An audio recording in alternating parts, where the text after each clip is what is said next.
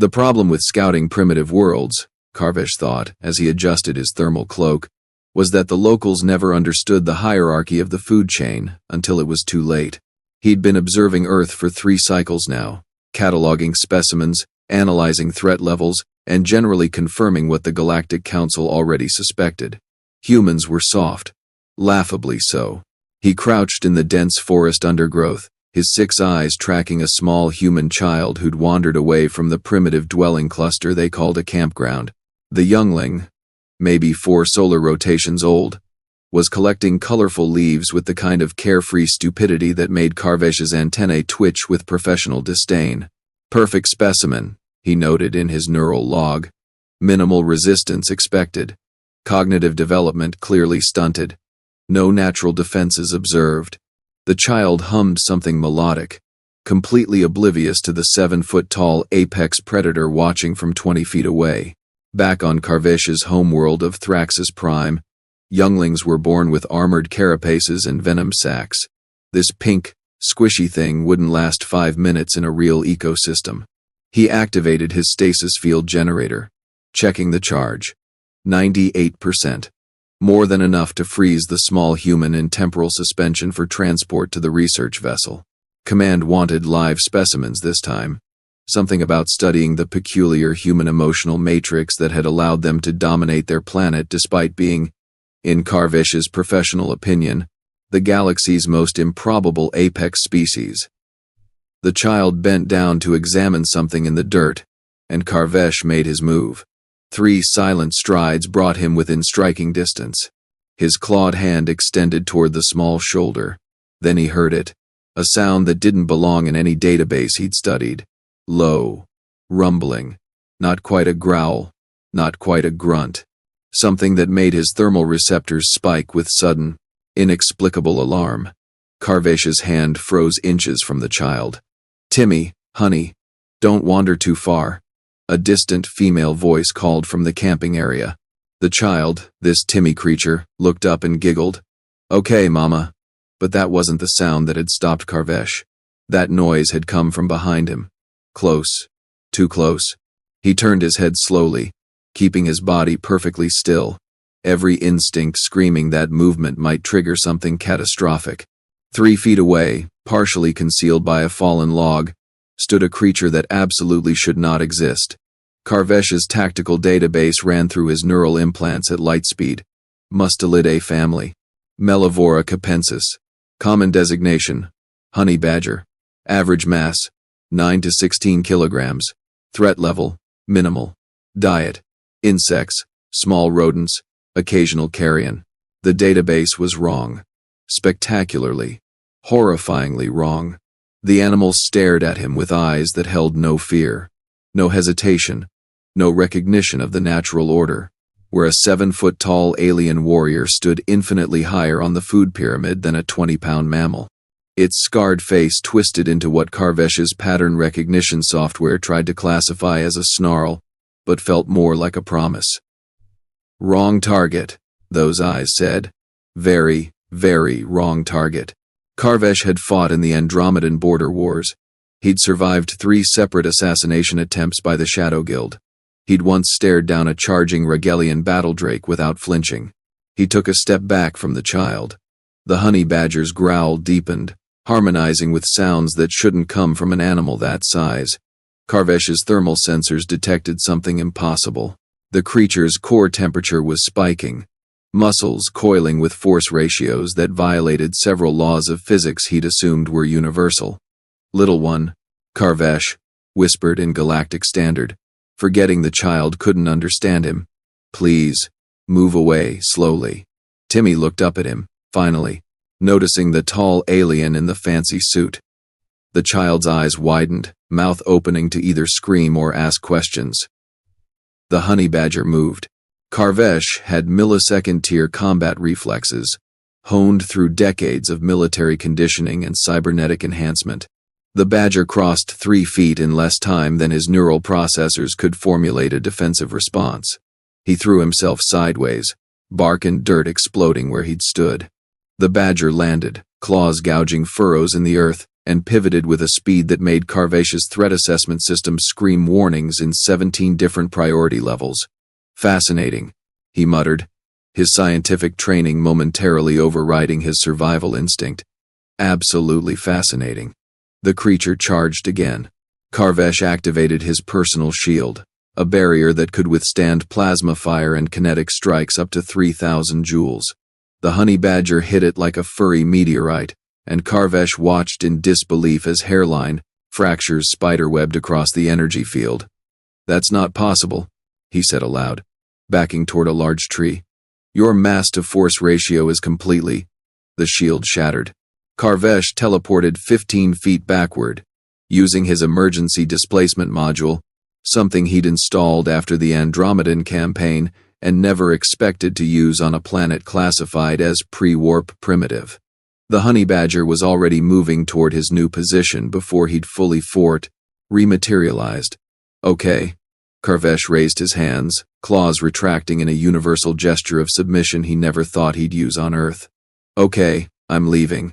The youngling is yours, Timmy." Displaying the survival instincts of a particularly dim houseplant, toddled closer to both of them. "Puppy," the child squealed with delight. "That is not a puppy." Karvesh wanted to shout, but his voice came out as a strangled wheeze. The honey badger positioned itself between Karvesh and the child, and something clicked in the alien's tactical mind. This wasn't random aggression. This was deliberate, calculated defense. The creature had assessed him as a threat to the youngling and responded with overwhelming force. His neural database updated in real time. Threat level: critical. Recommendation: immediate retreat. "I'm going," Karvesh said, hands still raised. "No specimens today. Report to command. Earth fauna more hostile than anticipated. Significantly more hostile." The badger's lip curled, revealing teeth that looked like they'd seen combat. Lots of combat. Karvesh took another step back, then another. His pride as a Thraxian scout was screaming at him to stand his ground, to prove that advanced technology and superior evolution meant something. His survival instinct, considerably more rational, suggested living to scout another day. "Timmy," the mother's voice again, closer now, tinged with the kind of worry that transcended species. "Where are you, baby?" The child waved toward the voice. "Here, Mama. I found a puppy." Karvesh used the distraction to activate his full camouflage suite, bending light around his form until he was functionally invisible. He began backing away, keeping his eyes on the honey badger. The creature watched the exact spot where he stood, somehow tracking him despite the cloaking technology that cost more than most planetary defense systems. Of course it can, Karvesh thought hysterically. Why wouldn't it? Why would anything on this cursed planet make sense? A human female emerged from the tree line, moderately athletic build, no visible weapons, completely unaware that her offspring had just been defended by what Karvesh was rapidly reclassifying as Earth's primary apex predator. "Oh, sweetie." The mother scooped up Timmy. "We talked about staying close. You can't just wander off. There might be dangerous animals out here." Karvesh watched the honey badger settle onto its haunches, the picture of innocence, as the woman failed to notice it entirely. Dangerous animals, he thought. If only you knew. The mother carried Timmy back toward the camp, and Karvesh stood in his invisible state, reassessing everything he thought he knew about human survival. They weren't the dominant species on this planet through intelligence or tool use or social cooperation. They'd survived because the actual apex predators had apparently decided humans were under their protection. He documented everything in his neural log, though he suspected command would think his sensors had malfunctioned. A 20-pound mammal had just forced a trained military scout into full retreat, using nothing but attitude and physically impossible aggression. The honey badger, still sitting where the child had been, turned its head and looked directly at Karvesh's cloaked position. "See you," those eyes said. "Know you're there. Leave now, or we'll finish this conversation differently." Karvesh left. He retreated through the forest with as much dignity as a 7-foot-tall alien warrior could manage while fleeing from an animal that weighed less than his tactical vest. His ship was 3 kilometers north, camouflaged in a clearing. He covered the distance in record time, checking over his shoulder every 30 seconds. The honey badger didn't follow. It didn't need to. It had made its point with a clarity that transcended language, species, or galactic classification systems. Inside his scout ship, Karvesh sealed the airlock and stood in the decontamination chamber, his 3 hearts gradually slowing to normal rhythm. His second in command, a young Thraxian named Vekel, looked up from the sensor station. "Sir, you're back early. Did you acquire the specimen?" Karvesh walked to the command chair and collapsed into it, his exoskeleton creaking. "No." "Equipment failure?" "No." "Did the humans detect you?" "No." Vekel's antennae twisted with confusion. "Then what happened, sir?" "Our sensors showed you in position for a successful acquisition. Perfect. Conditions. No complications." Karvesh pulled up his helmet recorder and played the last 10 minutes on the main view screen. Vekel watched in silence as the honey badger incident unfolded. When it finished, the younger scout turned to Karvesh, with all 6 eyes wide. "That's a Mellivora capensis," Vekel said slowly. "They're classified as nuisance fauna in the planetary database. Threat level negligible." "Update the database," Karvesh ordered. "New classification. Apex Guardian. Threat level. Extreme. Behavioral note. Attacks with lethal intent when human younglings are threatened. Physical capabilities exceed all logical parameters for mass and size." "Sir, that sounds like you're describing a warrior caste organism. That species is listed as a solitary scavenger." "I know what I saw," Vekel hesitated. "Command won't believe this report. They'll think your sensors malfunctioned or you hallucinated from atmospheric contamination." Karvesh knew his subordinate was right. The footage looked impossible. A small mammal routing a fully equipped military scout using nothing but raw aggression and seemingly supernatural awareness.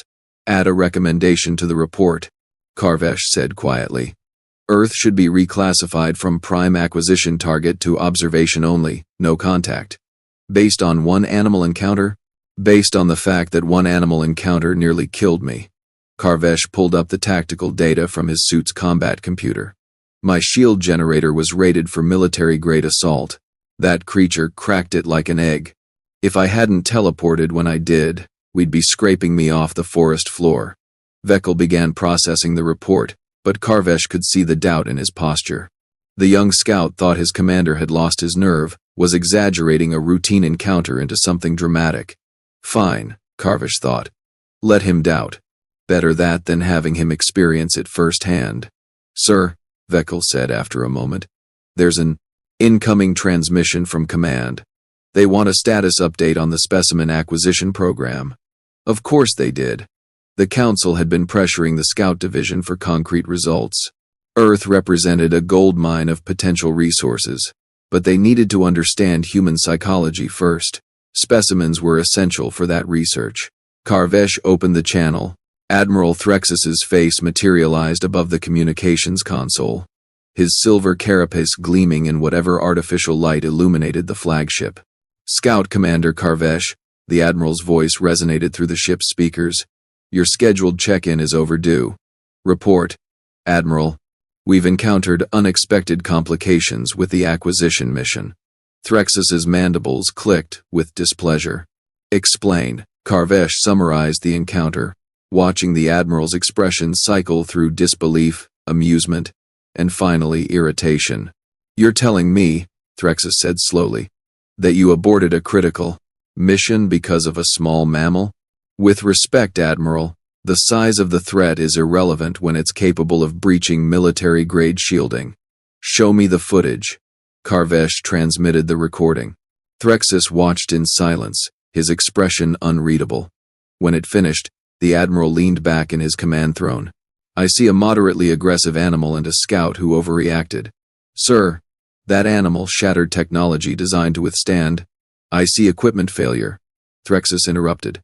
"Your shield malfunctioned, you panicked, and now you're trying to justify aborting the mission by inflating the threat assessment of a creature that weighs less than a standard ration pack." Karvesh felt his primary heart sink, This was exactly the response he'd feared. "Permission to speak freely, Admiral?" "Denied. You have new orders. Return to the acquisition zone and complete your mission. I want 3 specimens by the end of this cycle, or I'll assign someone with actual nerve to this posting." The transmission ended before Karvesh could respond. Vekel avoided eye contact, busying himself with instrument calibrations that didn't need calibrating. Karvesh sat in the command chair, staring at the view screen showing the peaceful human campground 3 kilometers south. Timmy was probably back with his family now, roasting those peculiar meat cylinders they called hot dogs, completely unaware that he'd been seconds away from abduction. And somewhere in that forest, a honey badger was probably doing whatever honey badgers did when they weren't terrifying alien scouts into existential crises. "Sir?" Vekel's voice was quiet. "Your orders?" Karvesh thought about his career. 23 years of service, 17 successful campaigns, a spotless record that had earned him this supposedly easy assignment to a primitive world full of soft, defenseless targets. He thought about the honey badger's eyes, the absolute certainty in that gaze, the promise of violence delivered with the casual confidence of a creature that had never lost a fight, and never would. "Plot a course," Karvesh said finally. "Back to the acquisition zone?" "No. To the research outpost on Kepler 442b. I'm requesting a 2-week leave for equipment recalibration and psychological evaluation." "Sir," the Admiral specifically ordered. "I know what he ordered, Vekel. And I'm choosing not to die stupidly for the sake of his ego." Karvesh stood, his decision made. "You have command. If you want to try acquiring specimens yourself, be my guest. But I'm filing a formal protest to the Council about this mission's threat assessment." Vekel's antennae drooped. "They'll court-martial you for insubordination. Better than the alternative." Karvesh headed toward his quarters. "Engage cloak and maintain high orbit. Don't go near that campground. Don't even think about going near that campground. You're serious about this?" Karvesh paused at the door. "I've faced enemies. Across a dozen star systems. Vekel. I've been shot, stabbed, poisoned, and blown up. I know what a real threat looks like." He glanced back at his subordinate. "That animal on Earth? That was the first time I've ever felt genuinely afraid that I might not walk away." He left Vekel processing that statement and sealed himself in his quarters. The psychological evaluation would probably find him unfit for duty. The court-martial would strip his rank. His career was effectively over. But he'd be alive to have a career to lose. On the view screen beside his bunk, he pulled up the honey badger footage one more time, freeze-framed on the moment when the creature looked directly at his cloaked position. Earth's database listed thousands of species. Humans, with their soft bodies and blunt teeth, were classified as the dominant intelligence. But Karvesh was beginning to suspect that human dominance had less to do with their capabilities and more to do with the fact that creatures like honey badgers had decided they were worth protecting. He made one final log entry, day 94 of Earth observation. Recommend immediate mission abort and planetary quarantine. Human specimens impossible to acquire without triggering defensive response from native fauna. Further attempts will likely result in scout casualties. Earth is not what we thought it was. Karvesh closed the log and tried to sleep, knowing his dreams would feature small, angry mammals with eyes that saw through military-grade cloaking and an attitude that suggested the entire Galactic Council could show up and still wouldn't change the outcome. Somewhere on Earth, a honey badger returned to its den, completely unconcerned with galactic politics, threat assessments, or the military career it had just destroyed. Just another day defending its territory from things that didn't belong. Wrong target indeed. 2 weeks later, Karvesh found himself standing before the Galactic Council's Acquisition Review Board, his career, hanging by a thread thinner than spider silk. The chamber was designed to intimidate, all soaring architecture and judgmental lighting that made defendants feel approximately 3 inches tall. Admiral Threxus sat at the prosecutor's bench, mandibles clicking with barely suppressed satisfaction. 3 council arbiters occupied the elevated platform, their various appendages folded in postures that suggested Karvesh was wasting their valuable time. Let me understand your position clearly. Arbiter Quelix, a crystalline being from Sigma Draconis, spoke with a voice like wind chimes in a hurricane. You refuse to return to Earth because of a single encounter with fauna that masses less than a newborn Thraxian? Karvesh kept his posture military straight. That is correct, Arbiter. Despite direct orders from your commanding officer? Yes, Arbiter. And you expect this council to validate your cowardice with a planetary quarantine declaration? Admiral Threxus interjected, his tone dripping contempt. Do you have any idea how many resources we've invested in the Earth operation? The political capital spent convincing the Council that human specimens would advance our understanding of resilient species development? I understand the stakes, Admiral. I also understand that sending more scouts will result in casualties. The second arbiter, a floating gas entity named Whisper 7, pulsed with colors indicating skepticism. Your report mentions equipment malfunction. Our engineers examined your shield generator. They found no defects. Because there were no defects, Karvesh replied. The shield functioned exactly as designed. It simply encountered a force it wasn't designed to withstand. From a 20-pound mammal. Threxus practically spat the words. From something that doesn't care about mass to force ratios or logical threat assessments. The third arbiter, a hulking creature called Stoneback, leaned forward. His species had evolved on a high-gravity death world where everything tried to kill everything else. I've reviewed your combat record, Scout Commander. 17 campaigns. 43 confirmed hostile engagements. You've never retreated from a fight. That's because I'd never encountered an opponent that made retreat the only sensible option. We watched your footage, Stoneback continued. I see a moderately aggressive territorial animal, nothing more. Karvesh had expected this. He'd spent 2 weeks preparing for it. Permission to present additional evidence, arbiters. Quelix's facets refracted light in what might have been a shrug. Proceed. Karvesh activated his neural link, projecting data across the chamber's holographic display. After my initial encounter, I performed deep research into Earth's ecological records, specifically, documented interactions between humans and Mellivora capensis. The display filled with incident reports, video footage, and scientific documentation. A honey badger attacking a full-grown lion. Another, fighting off 6 wild dogs simultaneously. One raiding a military base to steal rations, walking through electric fencing like it was decorative string.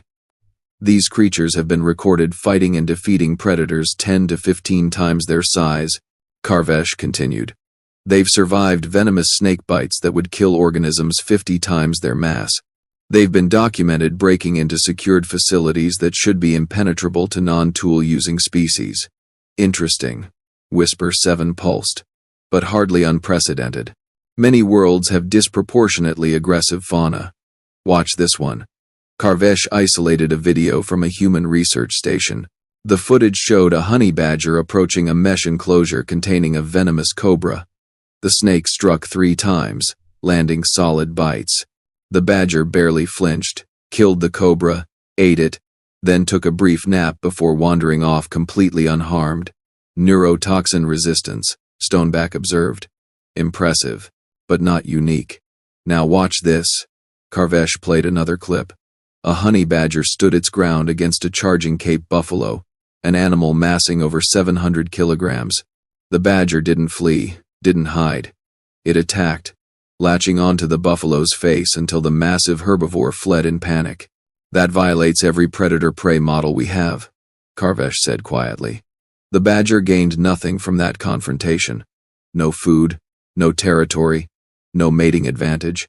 It fought purely because something larger entered its space and needed to understand the hierarchy. The chamber fell silent. Are you suggesting, Admiral Threxus said slowly, that these animals are sentient enough to establish dominance for psychological rather than survival reasons? I'm suggesting they operate on principles we don't fully understand. And I'm suggesting that trying to abduct human younglings from territories these creatures guard is suicide. Quelix's facets shifted, creating prismatic patterns across the walls. Even if we accept your assessment, surely our technology provides sufficient advantage? Ranged weapons, aerial extraction, temporal displacement fields. Arbiter, with respect, you weren't there. You didn't see how it tracked me through military-grade cloaking, how it moved faster than my combat reflexes could process, how it damaged shielding designed to stop plasma rounds.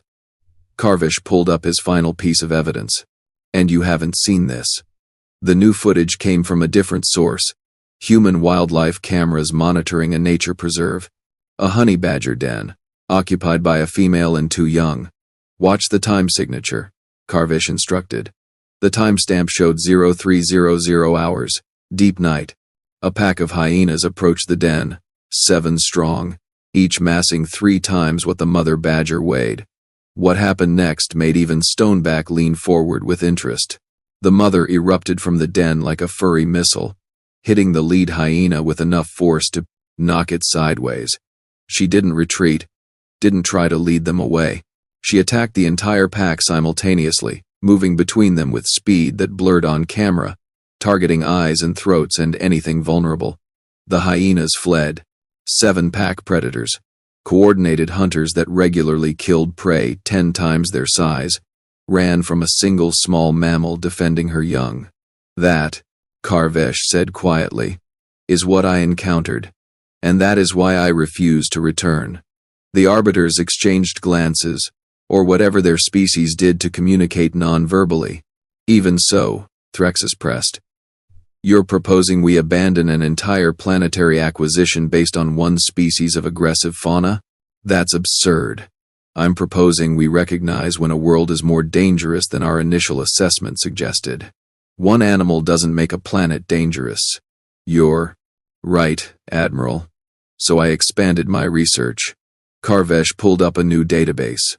Earth has approximately 8.7 million species. I focused on documented cases where human survival seemed statistically improbable. The display, filled with incident reports. A human hiker in Australia survived a box jellyfish sting that delivered enough venom to kill 60 adults. She spent a week in medical care and made a full recovery.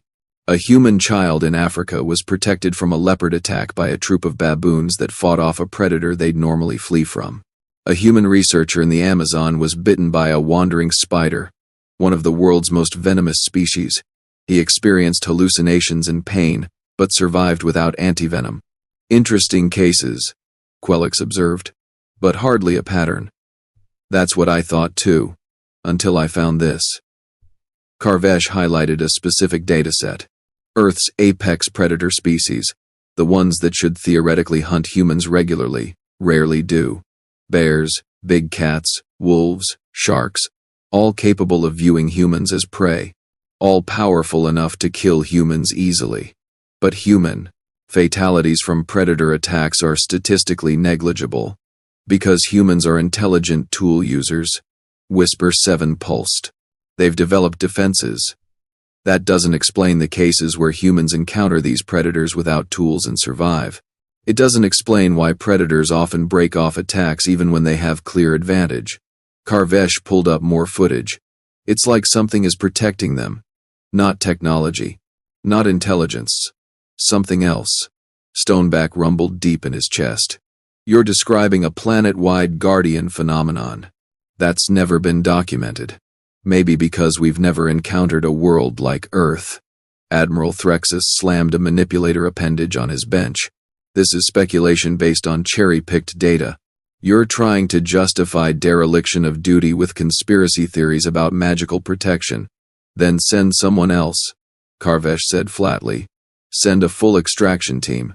Equip them with heavy weapons, air support, everything. We try to take a human specimen from a location where these honey badgers operate. You think we won't? I think you'll lose personnel and equipment. And I think you'll come back with the same recommendation I'm making now. The chamber fell silent again. Quelix's facets rotated through colors that might have indicated deep thought. This council will recess to deliberate, the Arbiter finally announced. Scout Commander Karvesh, you are dismissed. Admiral Threxus, please remain for consultation. Karvesh saluted and left, his exoskeleton feeling heavier than usual. In the anteroom, Vekel waited. antennae drooping with worry. "How bad?" the young scout asked. "Either they court-martial me for cowardice, or they authorize another team and prove me right." Karvesh collapsed onto a waiting bench. "Either way, my career is over." "Sir, I should tell you something." Veckel's tone was hesitant. "While you were in the hearing, I received a message from the surveillance net we left. Monitoring Earth." Karvesh's attention sharpened. "And? Remember that campground? The one where you encountered the honey badger?" "Unfortunately, 3 days after we left, a different species showed up. Humans call them wolverines. Similar size to the badgers, similar temperament." Veckel pulled up footage on a portable display. A bear wandered into the camp. Full-grown brown bear, approximately 300 kilograms. The video showed a bear ambling toward the same area where Timmy had been collecting leaves. A dark blur shot from the underbrush, latching onto the bear's face. The bear, a creature that regularly fought and killed animals its own size, fled while a 10-kilogram wolverine hung from its snout like some nightmare parasite. "The bear didn't come back," Veckel said quietly. "The wolverine stayed in the area for 6 hours, like it was standing guard. Then it left." "Did any humans see this?" "No. They were all at the other end of the camp, completely oblivious to what just defended their territory." Karvesh watched the footage loop 3 times, each viewing reinforcing his conviction. Earth doesn't need us to study humans. Earth needs us to stay away before we trigger something we can't handle. You really think the planet itself is defending them? I think we're dealing with an ecosystem we fundamentally don't understand. And I think trying to force our way in will end badly.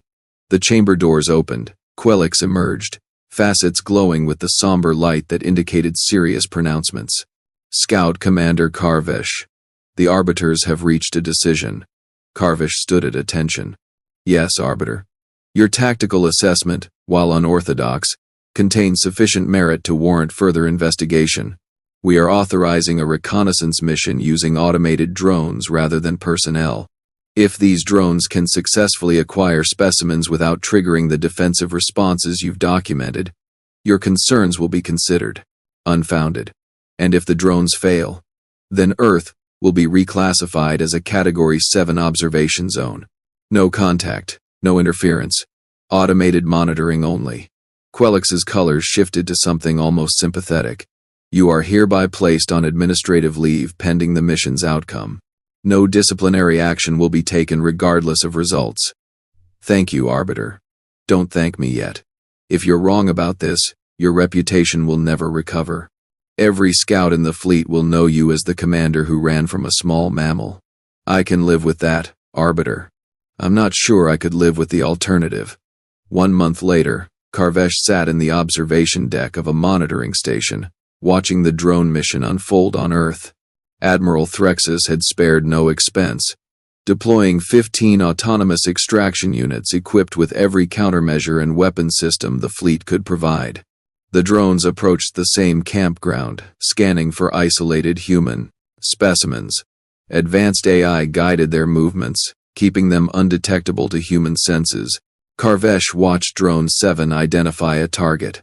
A young human female, approximately 6 years old, playing alone near a stream. The drone descended silently, stasis field charging. From the tree line, a honey badger emerged. "Here we go," Karvesh muttered. The drone's threat assessment flagged the animal as negligible and continued its approach. The badger accelerated from 0 to full charge in less than a second, covering 10 meters before the drone's combat protocols even registered the movement. It leaped, claws extended, and tore into the drone's undercarriage. "Evasive maneuvers," the AI announced calmly. The drone climbed rapidly. The badger fell, landed on all fours without apparent injury, and stared up at the retreating machine with what Karvesh could only interpret as contempt. Drone 7 adjusted tactics, attempting a ranged stasis beam from 30 meters altitude. 3 more honey badgers appeared from different directions, like they'd been waiting in reserve. Multiple hostiles detected, the AI reported. Threat level reassessing. The drones began coordinating, trying to divide the badger's attention. It might have worked against normal animals operating on instinct and individual survival programming. These weren't normal animals. The badgers moved like a military unit, covering each other's positions, rotating defense patterns, forcing the drones into disadvantageous angles. When Drone 3 attempted a flanking approach, 2 badgers drove it toward the third, which leaped from a rock and ripped out its primary sensor array. Drone 3 crashed into the stream, sparking and dying. Abort, Admiral Threxus ordered from the command center. Pull back and reassess. The remaining drones retreated to high altitude. The honey badgers didn't pursue. They simply returned to positions around the campground's perimeter and waited, like sentries who'd just repelled an invasion. The human child, completely unaware she'd been the center of an interstellar incident, continued playing in the stream.